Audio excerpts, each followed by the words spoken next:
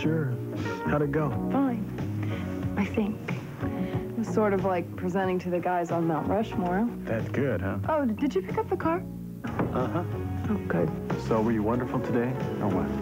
Let's just say I didn't break out into a cold sweat. Isn't that good? Under the circumstances, I'd say that's very good. When a woman needs strength, Secret Solid is for her. Strong enough for a man, but pH balanced for a woman. An independent study recently compared the quality of an S&K suit and a similar suit sold at Belk. In the final analysis, both suits were judged to be the same quality. But since the Belk suit sells for $285 and the S&K suit sells for just $149.97, S&K beats Belk hands down. Now, where are you going to buy your next suit? Lunch break. Have you tried Stouffer's Lean Cuisine French bread pizza? Well, take it from this Lean Cuisine lady. You will love the crispy, crunchy crust, the great tasting toppings, low calories, the microwavability, and so will everyone else. Stouffer's Lean Cuisine. You have good taste, and it shows. Stouffer's Lean Cuisine. At last, there's a great tasting, low-calorie pizza. Sunday morning, 9 o'clock. Repair work. We're starting out this morning with some bad news. Duke Power says this morning it will be 1 to 2 weeks before power is completely restored to Charlotte area homes. The damage is much more extensive than expected. 1,400 people are working now, but the job is mammoth. It's dangerous, too. One Duke Power employee was killed Friday when he touched a live wire trying to repair the damage. Duke is calling in crews from other states to help, but the estimate again is 1 to 2 weeks before your power may be restored. Moving around Charlotte this morning has not been easy. You'll find lines just about everywhere. This is what it looked like at the CIC Dry Ice Company on North Davidson Street. Lines were stretched for as near as much as 6 blocks. We're told they've run out of dry ice now, but CIC says it will have dry ice later today. We're getting 3 loads in. We're getting ice in every day. We're having it made everywhere we can. And we normally open at 7 o'clock, but usually there's people here, you know, way before that. And we intend to have ice every day. We're going to get just as much ice as we can. Sunday, 6 p.m. Families cope and give thanks. This is what some power lines look like 3 days after Hugo. It is the main power line running down Queens Road. Duke Power has brought in 1,000 additional workers from 11 states to help in the repair. This crew is from Greer, South Carolina, and they say this is the worst storm damage they have ever seen. The main line they are working on runs along Baxter Street and Queens Road. It will be operational tonight, but they say others will take much longer. The part we're working on, we're looking at least a good week or longer.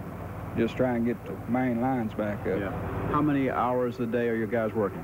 We're working from 16, maybe 17 or 18. I can push it back this way. The phone company has also brought in extra workers to restore service.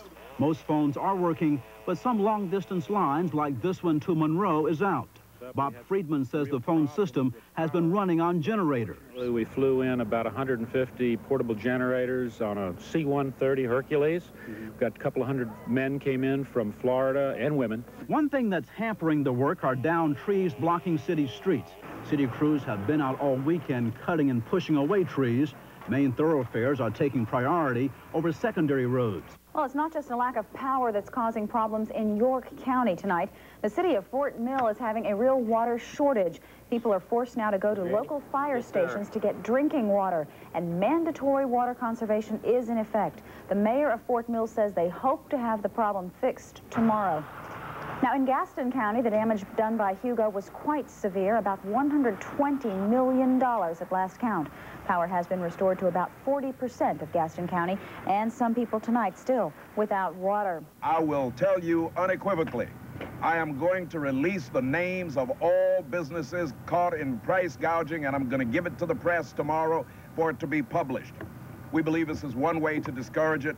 We won't tolerate it. The Harris YMCA on Quail Hollow Road opened its showers to the public today, much to the relief of these folks. Yeah, we've been sponge bathing, heating water on the grill, and we said, that's it.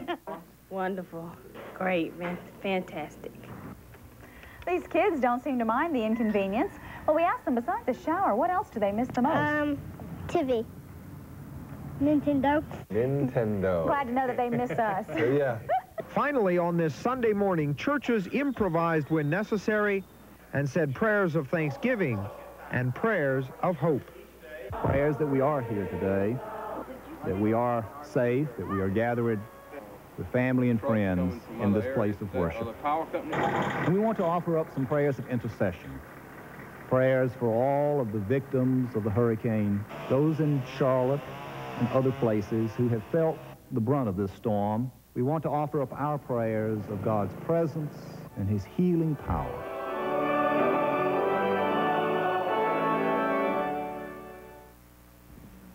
Monday, how to clean up and cope. What happened this morning at the intersection of 11th and Davidson? What happened is what officials feared the most. The accident happened just as the rush hour was ending. A police officer and a National Guardsman were directing traffic at 11th and Davidson. A motorist either didn't see or didn't understand a signal from one of the officers. The car drove through the intersection and two cars collided. The vehicles then plowed into the traffic cops. Oh, Jesus, I have to shout for joy. This is like $1 million to me. Hey, myself, just stand by that way. Getting ready to fly. Yes, thank y'all very much. They just come on? They just come on. After 3 days of darkness here in Earl Village, the power is back on again, thanks to a repair crew from Greensboro. National Guard troops are out assisting with traffic this morning. They have orange vests on, but they have their green fatigues on as well. Make sure you understand that you see them and you understand exactly what they want you to do. It was the cry heard most often on morning radio, drive with care. And while Independence Boulevard was bumper to bumper for brief periods, the scene from the air showed a pretty typical rush hour in the rain. It wasn't typical for the police and National Guardsmen who spent their time directing cars through busy intersections. Police say the number of accidents was up from a typical Monday. Do you mind speaking to a family member? The best way to describe the emergency room at Presbyterian Hospital is controlled chaos. There are people everywhere, nurses scrambling, doctors scribbling notes between patients, and still more patients waiting, up to 3 hours at some times. And most of the problems are related to Hugo. There are people who are trying to get limbs off houses, who are trying to clear their yards, who are working and not doing stupid things. It's just dangerous out there. We called it our city of trees. I need some more nails. And we called it that with pride. But now, in every neighborhood, every part of town, our pride has fallen. But for every limb that tumbled, did anybody help you? Yes, our neighbors. For every leaf that fell, a story of neighbors has sprouted. They helped out quite a bit, carried limbs and pieces of wood, and they're retired. And wood down and borrowing and giving ice and water and food and things. So, yeah. Sharing ice? Yeah. That's kind of hard to come by, isn't it? Yeah. Most of them, they go out and give other people what they have. From north to south, from east to west, we see Hugo's scars. They won't heal soon, these reminders of the most horrifying force we're ever apt to know. Even when the wind's just blowing lightly out there, it kind of, makes you sit up and take notice a little bit more. But perhaps those scars and even the wind will remind us, too, that we have neighbors, that someone is there when we need them. You ever been helped yourself? Yeah. By this guy. Maybe now we're the city of neighbors.